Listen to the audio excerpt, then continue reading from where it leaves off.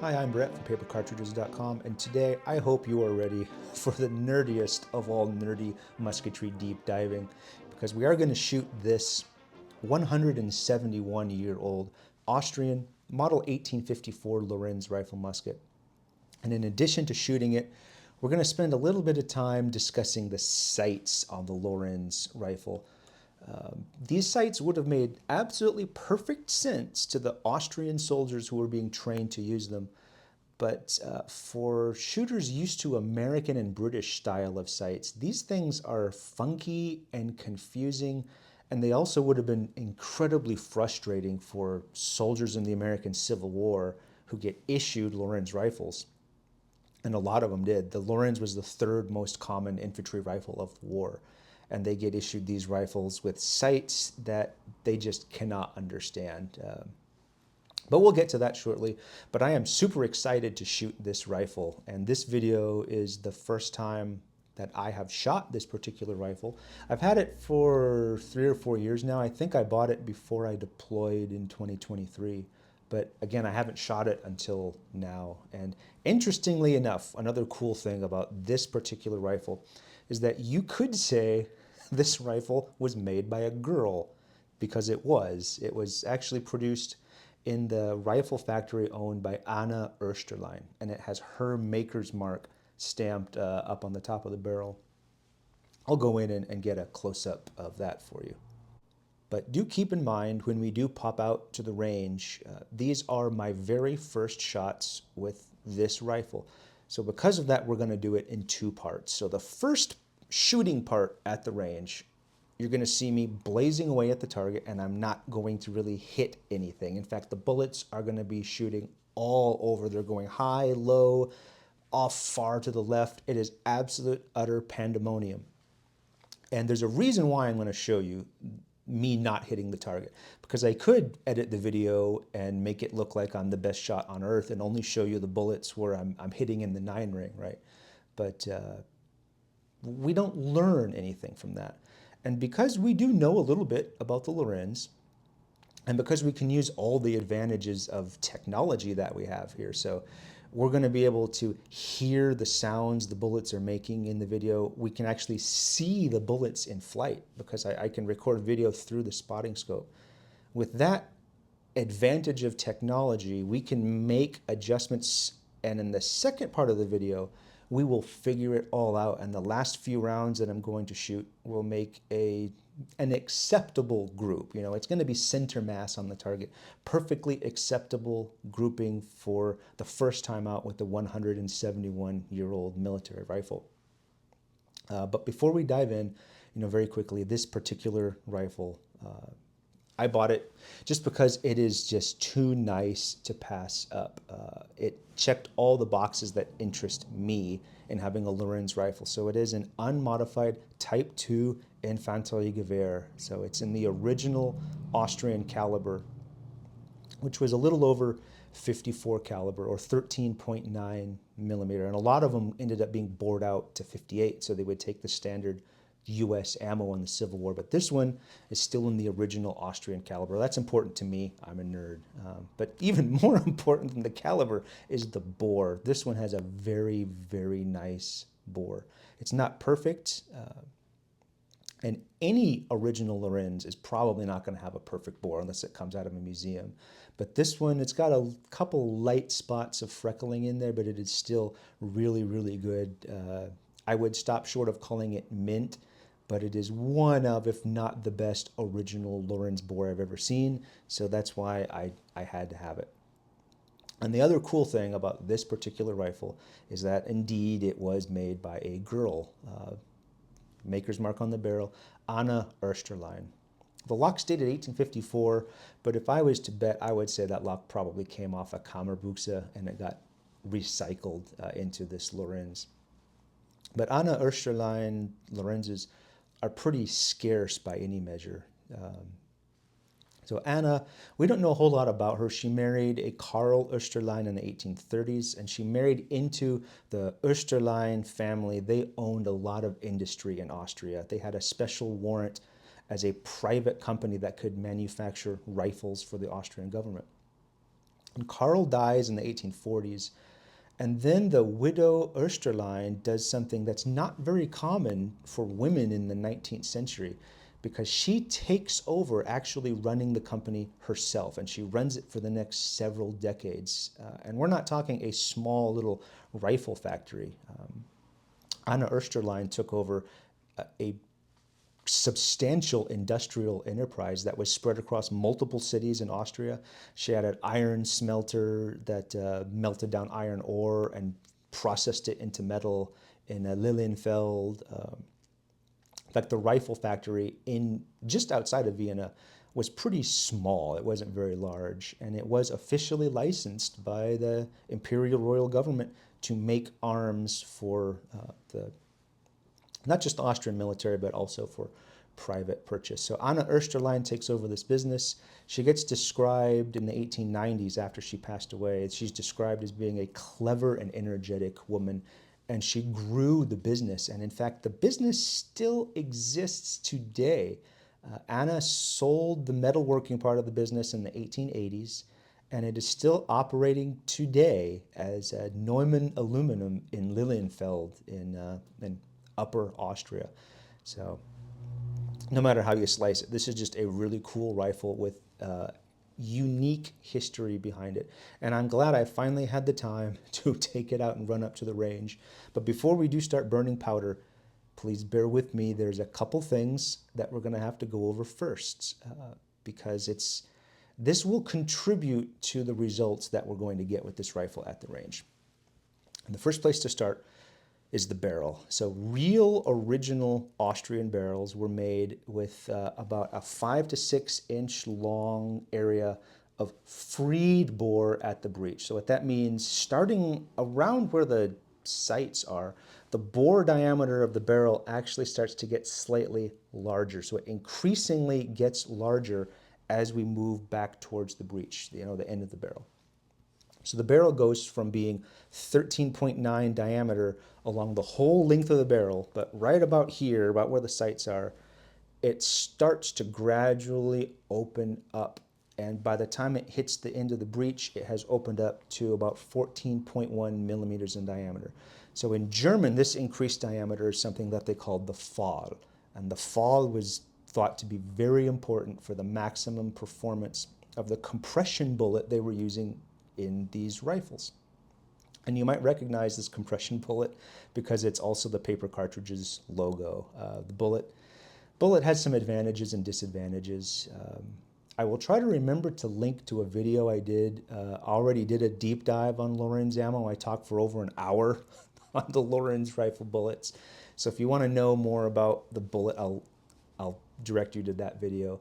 But what we need to know for this video is that the compression bullet gets squeezed like an accordion when the gun fires, and when it gets squeezed, it also expands outward. And that is how a compression bullet expands and fills the grooves. The expansion is a secondary effect of the lead being squashed down, and it takes a lot more energy to force a bullet to expand in this way than like your standard Burton Mini style hollow-based bullet.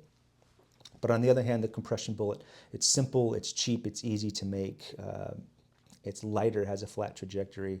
So pros and cons to it, but by adding that Fall, the expanding end of the breech, when the gun fires, the powder ignites and suddenly you have this high pressure blast that hits the compression bullet, and all that energy is pushing up on the lead, which isn't touching the rifle barrel. Remember, the barrel is slightly larger diameter, so there's no friction or anything on the bullet. So the bullet can easily jump up and move forward. There's nothing squeezing it and holding it back. And so at the same time, you have this high pressure blast forcing the rear end of the bullet to compress up against the front. It's happening simultaneously, and the bullet will lift off the powder, it compresses, and then it's moving forward. And by the time the Fall tapers down, and in the original German sources, they describe this tapering of the Fall now forces the expanded bullet into the 13.9 millimeter rifling, and it engages the rifling with more certainty. So remember that, because that's going to be important a little bit later. And second, these funky sights that I mentioned that confuse Americans. So why are these Lorenz sights so confusing? American rifles or British rifles use the same basic philosophy of rifle sights. So take like P53. Yeah, I'm all over my tongue today. Take the P53 Enfield or the 61 Springfield. So that lowest sight setting on those rifles are for 100 yards. So if you're familiar with rifle shooting, you take a sight picture that's going to look something like this, which they would have called a full sight back in the 1860s.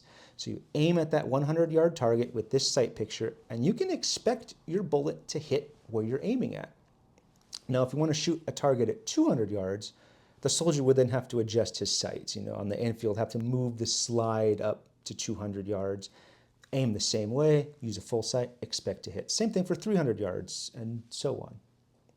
And to satisfy any of the hyper-pedantic nerds who are watching, yes, I know that the British and the Americans of Civil War era were trained to take a half-sight picture, but in practice, especially American soldiers in the Civil War who were shooting guns at civilians, they always defaulted to using the full sight because they were used to it. But the Lorenz, the lowest basic sight setting on the Lorenz is this notch here.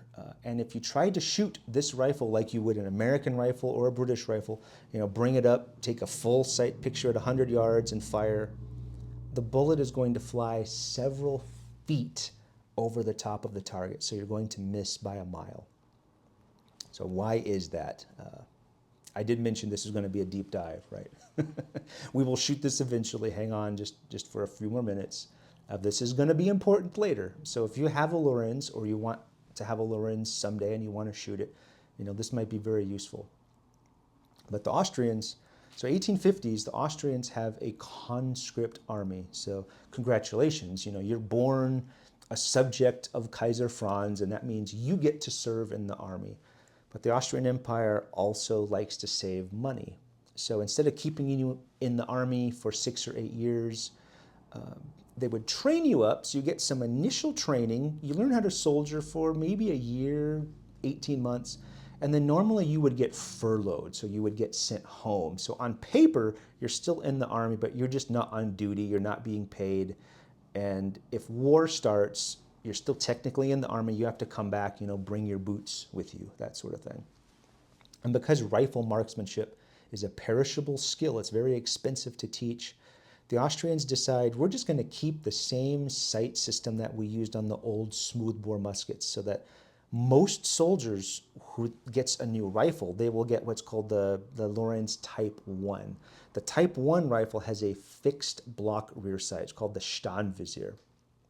And the Standvisier fixed sight is used to engage targets at all ranges from 0 out to 300 Schritte, or about 250 yards.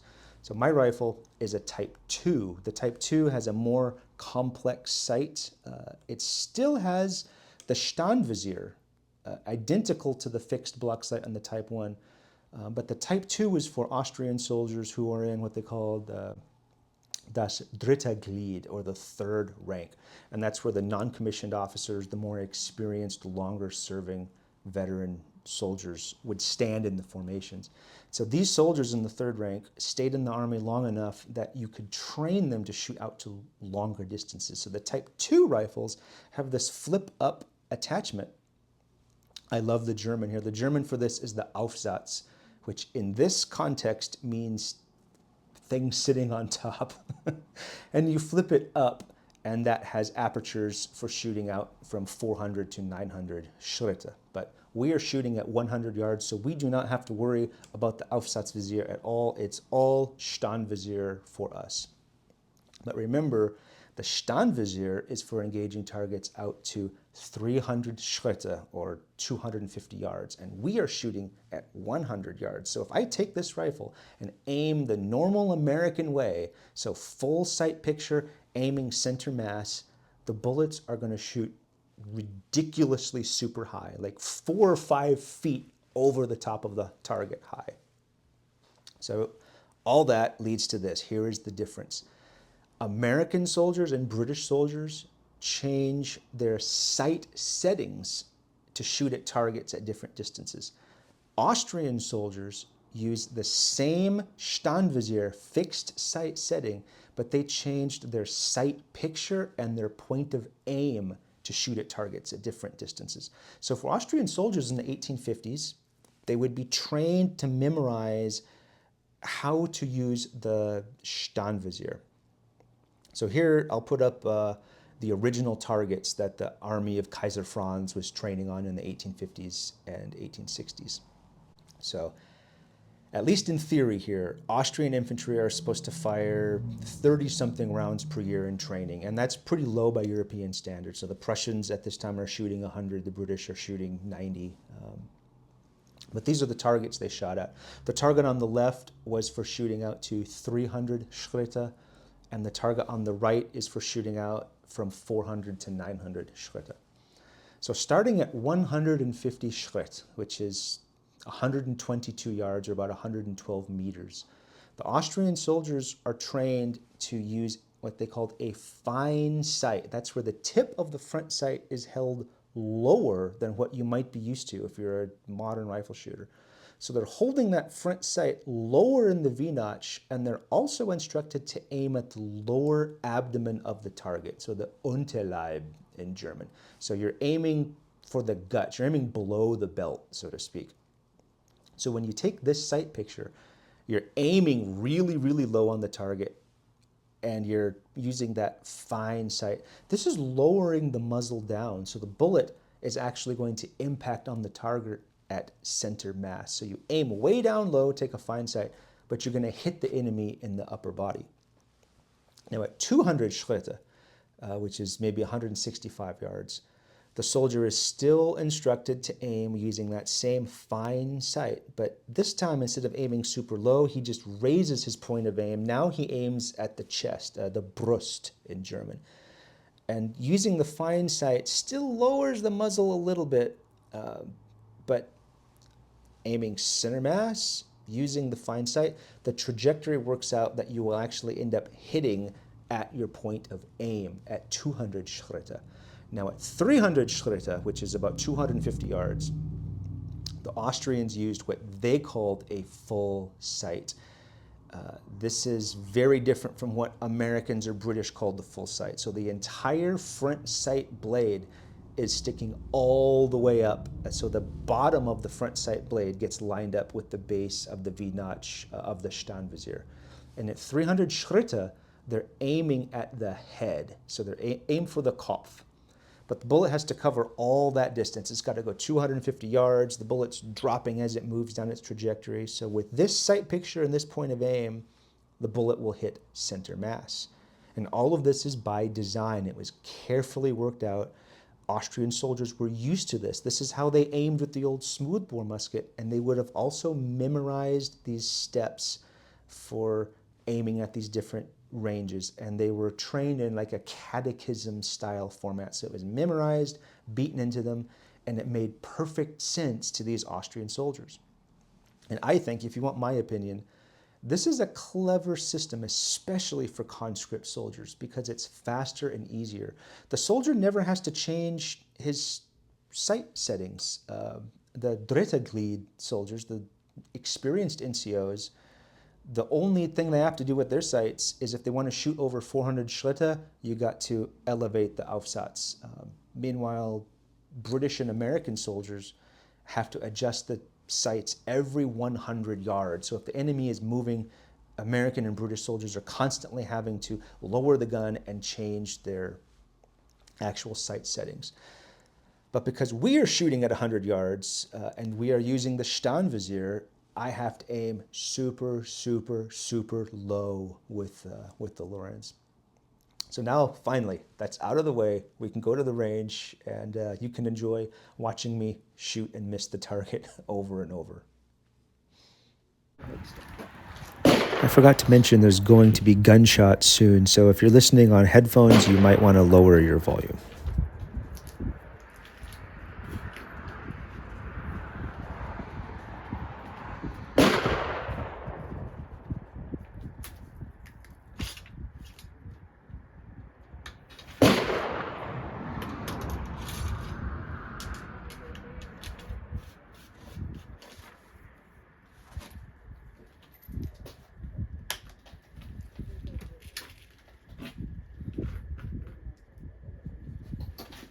Okay.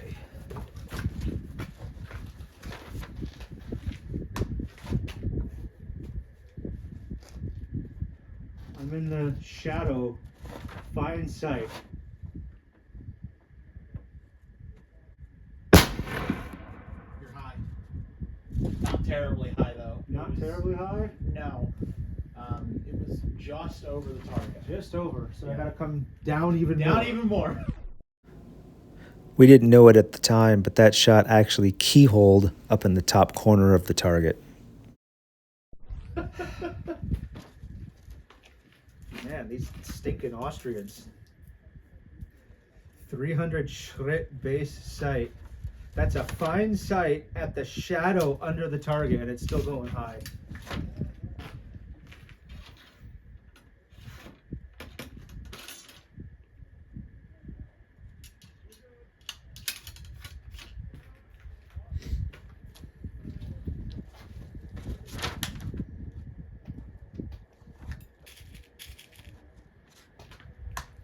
You know, I can faintly hear the Radetzky March in the background. Maybe you hit something. All right, let's try that again. I'm going to hold the same point of aim because that was kind of a fouled shot.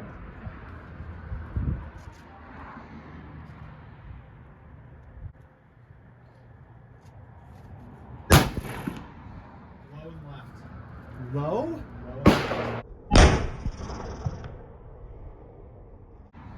Low and left. Low? I swear I saw the dirt kick up like almost even with the bottom part of the sight or the target frame. Very interesting. Very frustrating.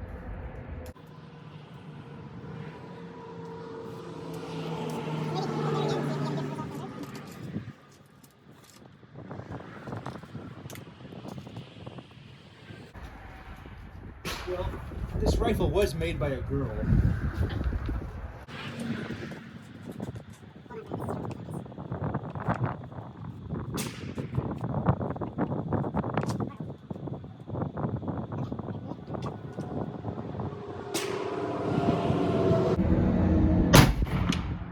You hit the bottom of the frame. It hit the target, I'm pretty sure. Bottom of the frame. Yep. Not the top of the frame. What the heck?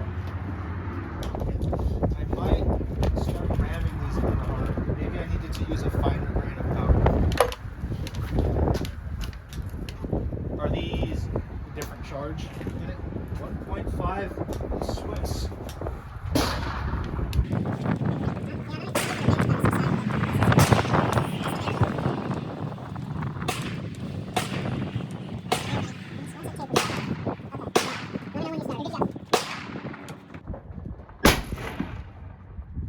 I saw that. That went left. I'm not gonna lie, that was barely.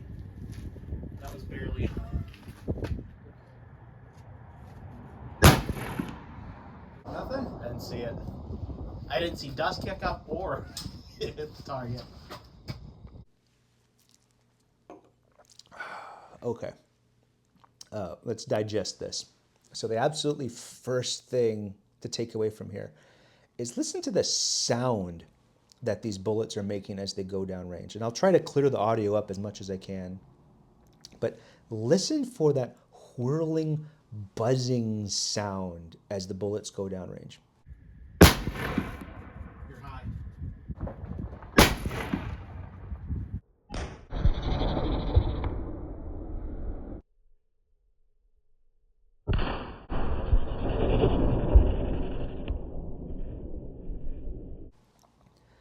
That might sound cool, but what this sound means is the bullet is tumbling. The bullet is not stabilized. The rifling didn't grip the bullet and put a spin on it to keep it on course. So the bullet's going down the barrel without a spin, and once it leaves the muzzle, the bullet's going head over heels and tumbling. And we can also listen carefully to the sound of the rifle shot.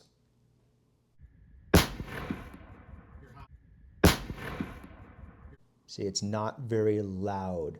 We know the Lorenz was supersonic at the muzzle. It's shooting 390 meters per second, which is 1,280 feet per second. So the rifle really should crack instead of this kind of muffled cough, and then the whirling sound. So these sounds tell me the bullets are not compressing or expanding.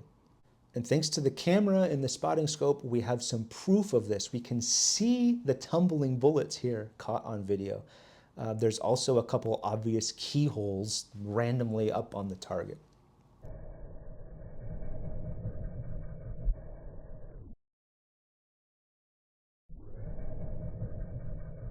So why is this rifle shooting this wildly? Well, obviously it's made by a girl. No, I'm just kidding. It's not the rifle's fault at all. As usual, it is the operator's fault, or at least in this case, it's the fault of the guy who made the ammo, which was me. I made my cartridges up according, as I always do, to the historic specifications. So the historic Austrian specs for this cartridge is 62 grains of black powder. That was the Austrian service charge. But because I normally shoot the British infield, I use a lot of Swiss 1.5 FG black powder. That's what I have here. It's what's available. It works great in the infield. And so that's what I used for these Lorenz cartridges. But obviously, you can tell from these results, that's not compressing the bullet. So everything else is correct. The bullet diameter, the bullet weight, it's got the original rifle with the good bore. So we can, process of elimination, determine that this 1.5 grain size powder, which is a fairly large grain size, is just not hot enough to smack that compression bullet right on ignition and force it to squash up and expand before it leaves the fall. So I think with this larger grain powder, it has a slower pressure curve. It means the bullet has left the fall and now it's going down the barrel before the bullet has expanded. And that means it is not being forced into the rifling. So it's just sliding down the bore with never enough pressure generated as it moves down to force the rest of the bullet to expand. So it tumbles when it leaves. And the obvious solution is to use a much finer grain of powder, like a 3F powder that has a sharper pressure curve. It quickly develops high pressure and gives the bullet a real good hard smack, and that will expand the bullet. But I'm at the range, and all I've got is 1.5 F Swiss. So with necessity, the mother of invention, or desperation in this case, we're gonna help the bullets expand here in the second part of the video. And I'm gonna give them a couple good sharp smacks with the ramrod when I load them. So that's gonna squash the bullet. It'll kind of halfway get it started to expand. But this is robbing Peter to pay Paul, because ramming the bullet this hard is also going to compress the powder. It's called mealing the powder in the 1860s, and that's going to play havoc with your accuracy. If you're trying to shoot for precision, this is not a good practice. But when desperation sets in and I just want to put targets on paper, I ram the bullets hard. So let's see how they shoot with a little desperation.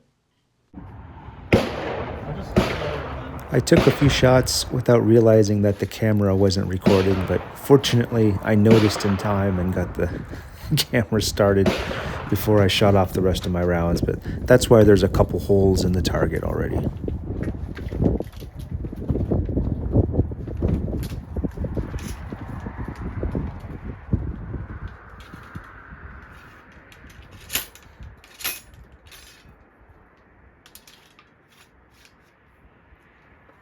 All right.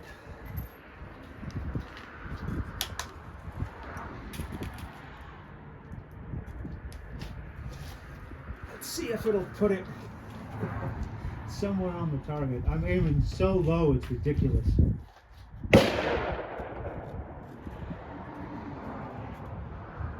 You ready? Yep.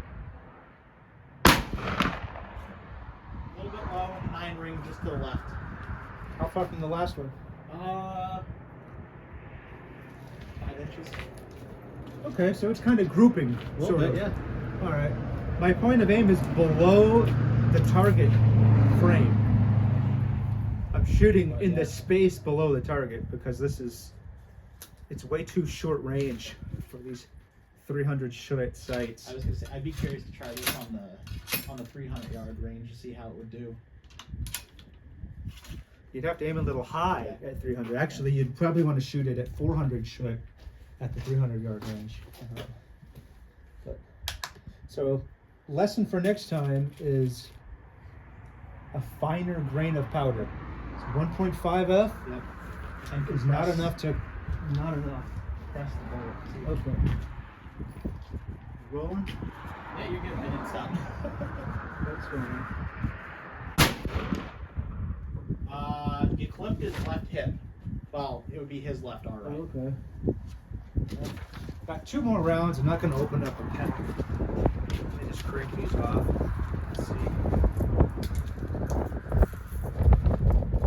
For first time out, at least now I have something to work with, but finer powder. 1.5 is not enough for compression. That is the takeaway from this. It's so cool. You can watch the bullet travel in slow motion. Yeah, do another one in slow Okay. motion. I'd like to catch one and see, to verify that there's no paper on it and that they're not tumbling. Okay. All right. Whenever Ready? you're ready. Okay.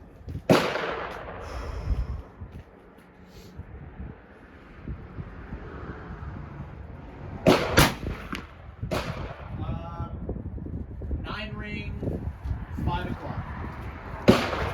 So that was pretty good. So it's a minute of Prussian. A minute of Prussian. Yeah, I want to check out the slow mo for that one. This poor gun. It's so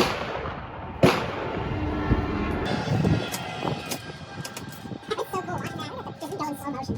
I can tell the bullets are not expanding rapidly because I'm getting solid. Difficulty loading in the last 3 or 4 inches. Hope you get the paper too, yeah. You take some bullets out of the battery casket. It doesn't look like it. Alright, slow mo's going whenever you're ready. You're about 2.5 inches to the right of your last shot. Okay, so it's kind of grouping. Yeah, that was. Okay. It's like right on the line between the 9 and the 8 ring. So I'm aiming in the dirt, like a foot below his hips at the top of the shadow. That's the point of aim. Yeah. Which makes sense for a rifle with a Yeah. base sight of 300 Schritt. That's it. A rifle made by a girl. That's a lot of fun. Now that was a lot better, and just like before, listen to the sound difference here. So notice how much louder the rifle shot is and how much faster the bullets are going now that they've actually expanded. So again, just listen to the audio difference between the compression bullet compressing and engaging the rifling versus not compressing. This is the same volume, so untouched volume. Just listen here to the difference in sound. You're about. You're high. You'll also notice you can't hear any tumbling either because the bullets are now engaging the rifling. Gives them a nice flat trajectory. We have some slow motion video here. You can see how flat the trajectory is. There's no discernible arc, at least in this camera angle. The Lorenz muzzle velocity is very high. Really very, very capable rifle. So these results are promising. I shot off the rest of the ammo that I brought. I should have brought more, but at least now I'm putting a more or less center mass. Now keep in mind, because I'm aiming with this Standvisier, I'm aiming several feet low using that fine sight, aiming way down below the target frame. And I have to aim even lower than the Austrian soldiers were doing because they were aiming for 150 Schritt, aiming at the lower abdomen, but this target is even closer than that, so that means I have to aim even lower. I got to bring the muzzle down even more to put the rounds on the target above. So the takeaway from all of this is that the Lorenz will work great as long as the bullet compresses and as long as you understand the sights. So it's very useful to have the video and the recording through the spotting scope so we can see and hear what the rifle is doing, and we can even watch the bullets in flight, which is just incredible age that we live in. I can do this on my iPhone, for crying out loud. So because we have this information and we have the historic knowledge of the rifles and how they worked back then, we can mix those together and we can make corrections and adjustments. So if I didn't have the video, and if I didn't know how the Standvisier sights are supposed to work, this would have been a really depressing range day. We would have gone out there and shot all day and never hit the target at all and wondered what the heck's wrong with this rifle. But we know how the sights work, and so once we helped out the compression bullets expand a bit, like magic, suddenly we're on paper and everything is working. But imagine, just for a second, imagine you're a Civil War soldier and you get issued these Austrian rifles, and you get issued US-style Burton Mini cartridges in 54 caliber, not the compression bullet. And the velocity of a Burton bullet is a lot lower than the compression bullet. So it's just gonna throw another monkey wrench in the equation.